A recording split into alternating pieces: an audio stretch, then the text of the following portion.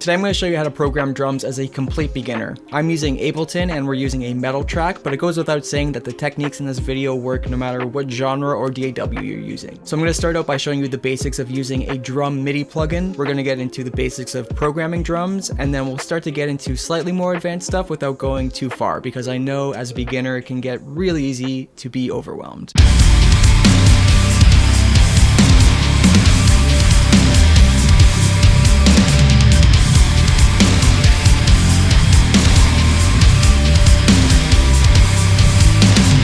So let's create a MIDI track first. In any DAW it'll be very similar, just go to wherever you would normally create if you don't know the hotkeys, and then insert MIDI track. I'm on PC and on Ableton, it's Control-Shift-T. So I'm going to highlight the entire section, and then I know my hotkey is Control-Shift-M, but if you're not sure in your DAW or in Ableton, you go to Create and then Insert Empty MIDI Clip. So normally it opens automatically, but if not, in any DAW I've tried, you double click the MIDI and it shows up. And this is what you'll see, a piano roll. So now let's add the plugin that we're going to be using. I'm going to be using Contact 8 to load Otahome drums. They're currently my favorite metal drums. So this is how the plugin looks like when it's loaded. Real quick, we can go into the mapping section right here, and this is going to show us where each drum is located on our MIDI roll within our MIDI track. So you can see right here, kick is C1, and you can also see it by the MIDI roll down here. If it's not showing, usually you can go to View and Keyboard. So we can click here, and that's our kick drum, or we can click down here and drag until we find. So there are our two, C1 and B0. But I'm just going to use the alt map just because it's really similar to what I'm used to. The mapping has changed, we just get used to where that is. And there we are, B-1 and C0. And then everything accordingly, you can see the snare starts on D0 and so on. So now that we have that out of the way, let's get right into programming the drums. So again, we'll just double click on the MIDI track here if it's unselected, and that will pop it up. And then to make, in Ableton at least, to make the grid bigger or smaller, we just want to click where it shows this magnifying glass and drag to the right to make it bigger, or drag to the left to make it smaller. And if you drag up and down, it will move up and down for you. Just to quickly show, when we add a MIDI note like this right here, we can move it up by going up on the arrow key. We can move it sideways, left or right using the arrow key, and downwards as well. And then if we hold shift, it'll go in full octave just to make the switch way quicker. So for me, I find it easiest to always start with the cymbals. This really dictates the speed of the riff. Draw a note and go up and down with the arrow keys until we find what we're looking for. That's the cymbal that I'm looking for. Or we can obviously do the same thing where we drag, and then we find it there. And then in Ableton, we can press B to go between the pencil and just the selector. The pencil's a little bit easier because we only have to click once. For the selector, you have to double click for something to appear. Cool, so now we have our one cymbal selected. Let's fill out the section with the speed of cymbal that we want. So this will give us a slow result.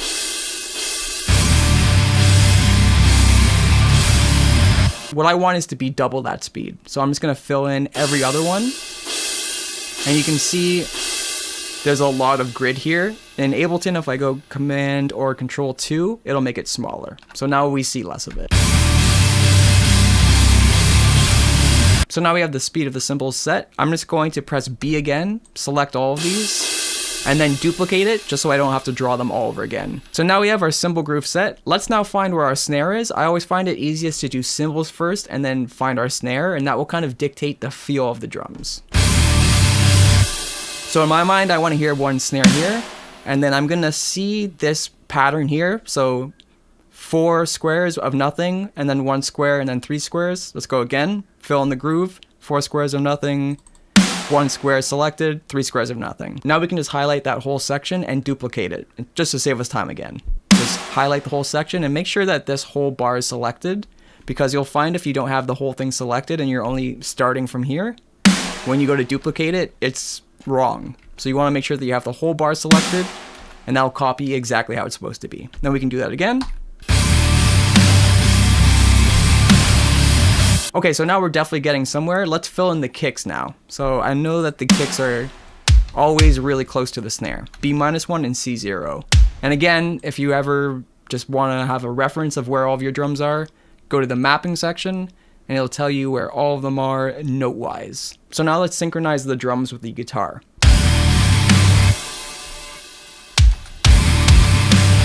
It's almost synchronized, but it's a little bit off, and that's because the note is in between those two.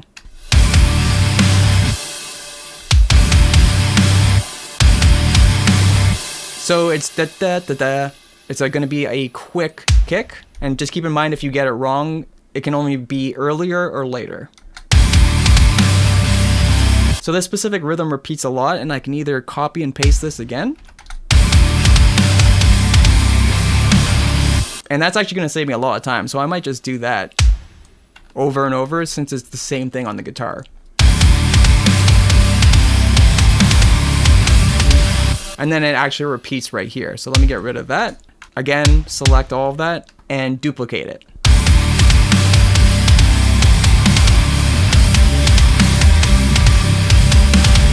And that's the basis of our riff. So now I can just copy all of those. So this is a little bit wrong. I'm just gonna make it smaller real quick by going Control 2. Bum bum bum bum. So it's something like that. And then I missed one. What I would now suggest is to add accent crashes. So what's typical with drummers is that if there's no snare happening on the first hit, is to have two crashes going at the same time, a right and a left. So let's do that. This is our right. This is our left.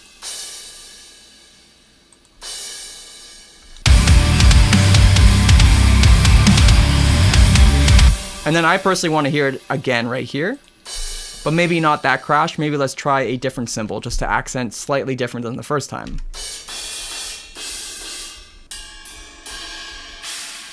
So I'll use the left China.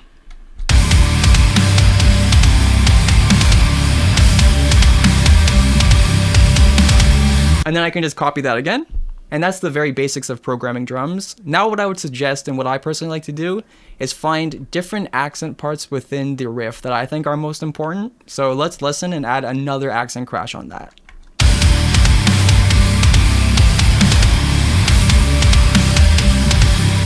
I like accenting this kick right here. So let me add maybe a hi-hat. Try that at the very beginning as well and see if it works.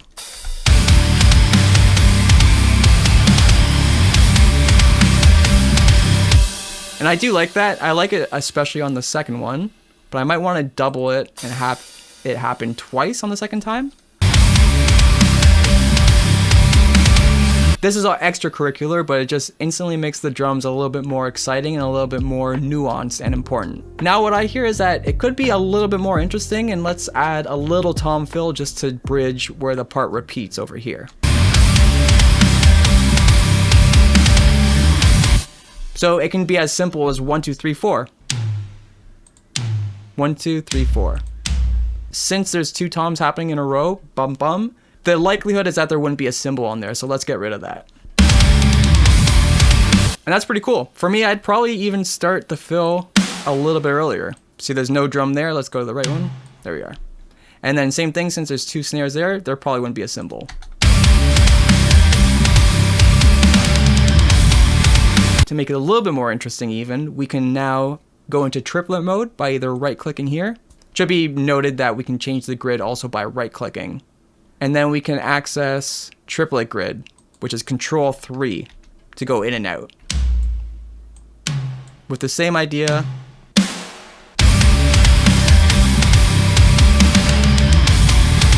I like that moment. So for me on Windows, I believe I hold Control in Ableton, sometimes Alt depending on the program. And we can just copy that all the way over. And again, remove the cymbals. So actually I've decided this first one I want to keep the quicker feel. The second one I'm going to do the triplet feel just so that it bridges in a different way and it's not so copy and paste. So important to note here, and it's nice to get this under your belt at the very beginning of programming drums, is that drummers don't always hit the exact same amount of velocity every single time, or amount of like how hard it is. So with something with like this specific hit, we want to ramp it slightly. So we can either select this note here and go lower, but sometimes there's two drums over the same section, we don't know what we're selecting. So for me, it's Alt, I hold Alt, and then I go downwards. And if it's not Alt, or if it's not Command for you, just hold down either Alt, Command, or Option, depending on if you're on Mac. And then whenever you see the number, that's when you know you're about to change the velocity.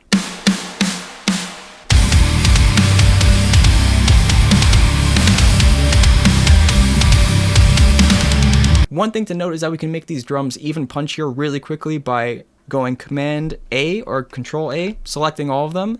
And then they're not full velocity. We don't necessarily want them to be full velocity, but we could make them a little bit punchier by going upwards with the velocity. So again, with all of them selected, I'm going to hold Alt and go a little bit louder with it.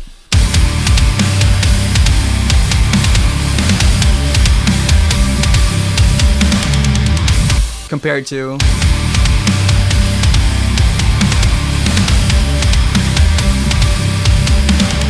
it might not have been fully noticeable, but trust me, there's a big difference. One of the most important aspects when programming drums is to make them sound real by adding realism and humanization and randomization. So we're lucky in Ableton 12, they make it really easy. There's a randomize section here, and you'll see that as I bring the number upwards, we get more and more randomization here. And that will change basically how hard every hit is going to be. And we can select only the crash and choose just the randomization of that one. I don't like to go too far with it because in general, I want my drums to be pretty punchy throughout the whole range. So I think I would usually tap out at about 10.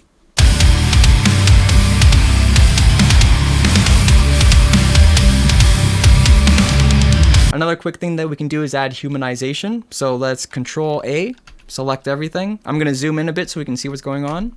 And then in here, in pitch and time, we have the option to add humanization. So as you can see, as I bring it up, we're actually changing the timing of it. And as you would imagine, a real drummer isn't perfect like the computer is. So by adding some humanization, we can make it sound like an actual person's playing it in tandem with the randomization function.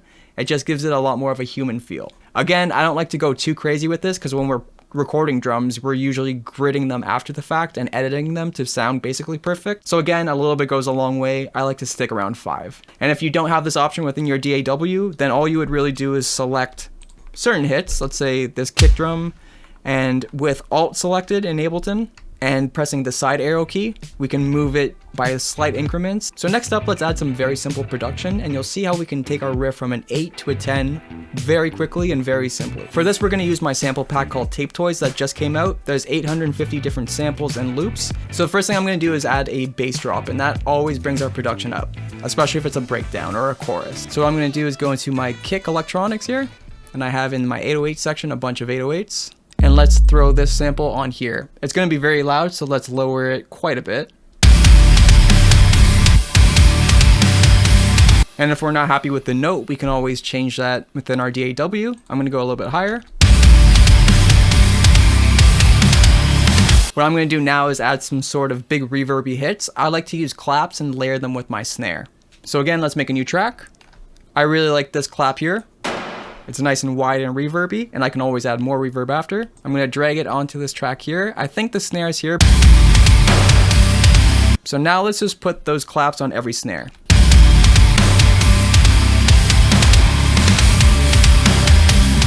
So that's sounding pretty cool, but now what I wanna do is change the pitch of every other one just to make it a little bit more exciting and a little bit more important. So every other one I'm gonna go lower in pitch. Okay, so I think I want to make these last two as well -5. And that's sounding pretty cool. Let's find one other accent hit. So I have all these camera shutter sounds as well in my pack, so let's bring one of those in because they sound quite cool. What I want to do is put those on every single one. Go a little quieter and add some reverb.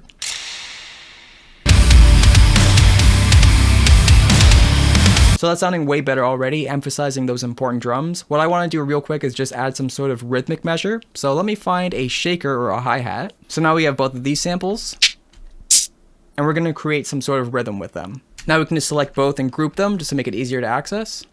And let's see what this sounds like duplicated a few times. I like that a lot.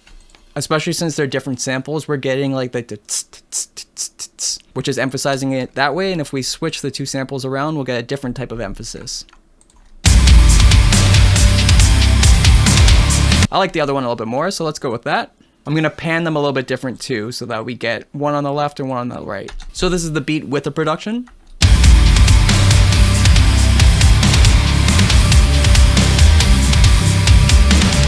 And then without.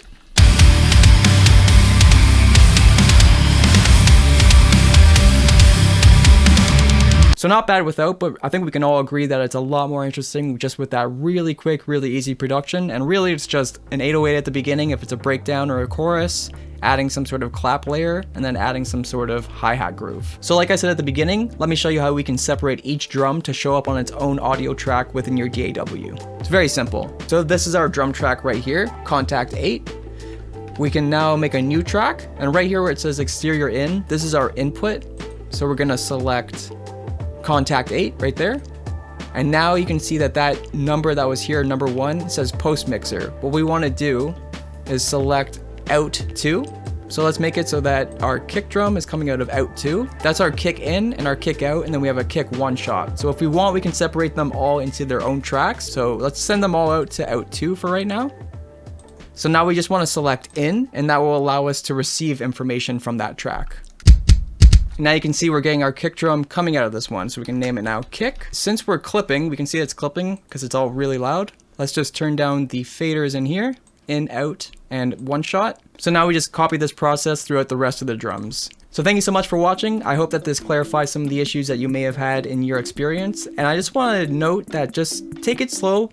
You know, don't get discouraged because learning something new, it's really weird at first. The important thing is to just start. You're always going to think, I wish I was as good at this as somebody else is. But the thing is, if you start today, tomorrow you're better than you were a month ago, you know? So just take it slow. Just keep in mind you're learning something, and your style and your own preferences will come through with time. Thank you so much for watching, and if you want to watch any more videos that have to do with more advanced drum techniques, programming techniques, check out any of these videos here. Thank you so much, and I'll see you in the next one. And if you want to check out my sample pack tape toys, link is in the description down below. Thank you. See you next one.